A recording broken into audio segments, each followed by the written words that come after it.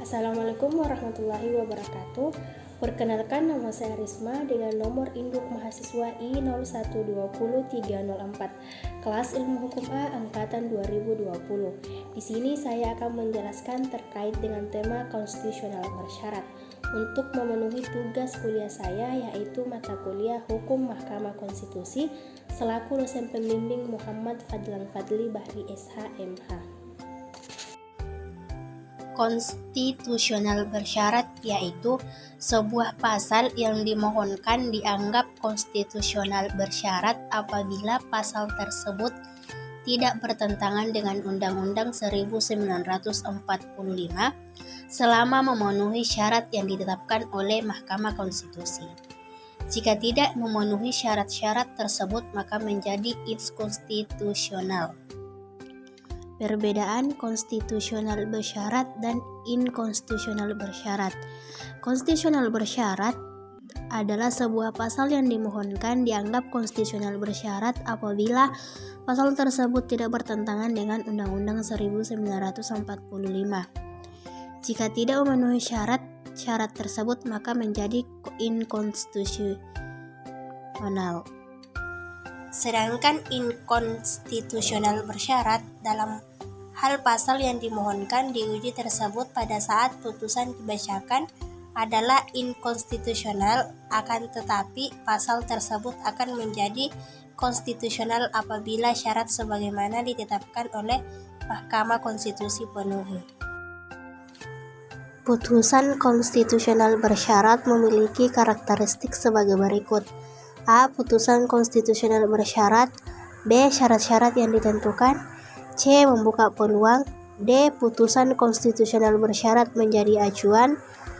E. Dilihat dari perkembangannya. F. Putusan konstitusional bersyarat membuka peluang. G. Putusan konstitusional bersyarat untuk mengantisipasi terjadinya kekosongan hukum. Dan bagian H. Kedudukan Mahkamah Konstitusi. Lanjut, bahwa jika sebuah ketentuan yang rumusannya bersifat umum di kemudian hari dilaksanakan dalam bentuk A, maka pelaksanaan A itu tidak bertentangan dengan konstitusi Undang-Undang 1945. Akan tetapi, jika bentuk pelaksanaannya ternyata B, maka B akan bertentangan dengan konstitusi, dan demikian pasal tersebut bisa diuji kembali.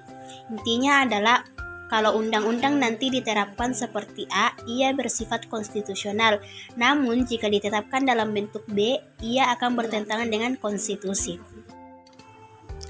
Sedangkan inkonstitusional bersyarat menjelaskan putusan model inkonstitusional bersyarat merupakan kebalikan dari putusan konstitusional bersyarat, yang berarti pasal yang dimohonkan untuk diuji dinyatakan bertentangan secara bersyarat dengan Undang-Undang 1945.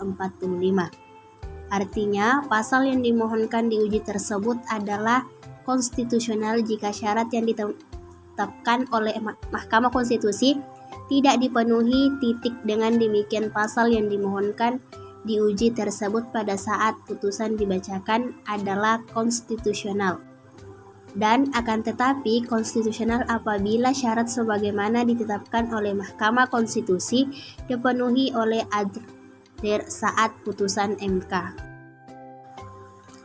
Contoh putusan konstitusional bersyarat antara lain pada putusan 10/Perundang-undangan nomor 6 2008 tanggal 1 Juli 2008 perihal pengujian Undang-Undang nomor 10 tahun 2008 tentang pemilihan umum anggota DPR, DPD, dan DPRD terhadap Undang-Undang Negara Republik Indonesia tahun 1945.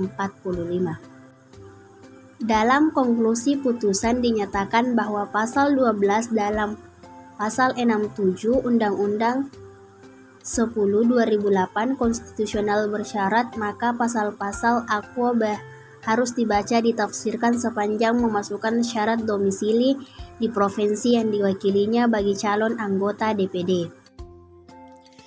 Contoh kasus pertimbangan hakim inkonstitusional bersyarat. Mahkamah pun menjelaskan alasan Undang-Undang Cipta Kerja dinyatakan inkonstitusional bersyarat. Hal tersebut dikarenakan Mahkamah hendak menghindari ketidakpastian hukum dan dampak lebih besar yang ditimbulkan. Kemudian, Mahkamah mempertimbangkan harus menyeimbangkan antara syarat pembentukan sebuah undang-undang yang harus dipenuhi sebagai syarat formil, guna mendapatkan undang-undang yang memenuhi unsur kepastian hukum, kemanfaatan, dan keadilan. Di samping itu, juga harus mempertimbangkan tujuan strategis dari dibentuknya Undang-Undang Cipta Kerja. Oleh karena itu, dalam pemberlakuan Undang-Undang 11 2020 yang telah dinyatakan inkonstitusional secara bersyarat, menimbulkan konsekuensi yuridis terhadap keberlakuan Undang-Undang 11 2020. Akua sehingga Mahkamah memberikan kesempatan kepada pembentuk undang-undang untuk memperbaiki Undang-Undang 11 2020 berdasarkan tata cara pembentukan undang-undang yang memenuhi cara dan metode yang pasti, baku dan standar di dalam pembentukan undang-undang Omnibus Law yang juga harus dengan syarat asas-asas pembentukan undang-undang yang telah ditentukan Tegas Soehartoyo. Itulah penjelasan dari saya mengenai konstitusi bersyarat dan inkonstitusional bersyarat. Sekian, Assalamualaikum warahmatullahi wabarakatuh.